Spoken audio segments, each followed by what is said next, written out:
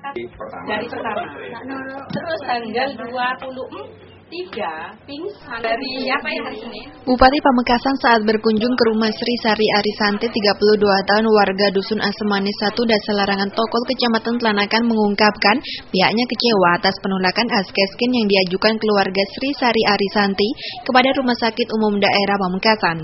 Melihat kondisi Sari dengan penyakit yang mengenaskan tersebut, Bupati Kabupaten Pamekasan akhirnya langsung menghubungi Direktur RSUD untuk segera mendatangi rumah penderita.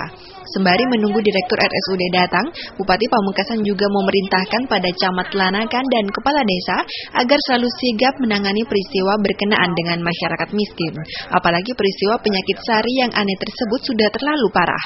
Disinggung masalah Askeskin, pihaknya mengaku Askeskin tetap berlaku bagi warga miskin. Hanya saja bagi penderita penyakit yang tidak separah Sari, pihaknya membatasi Askeskin tersebut.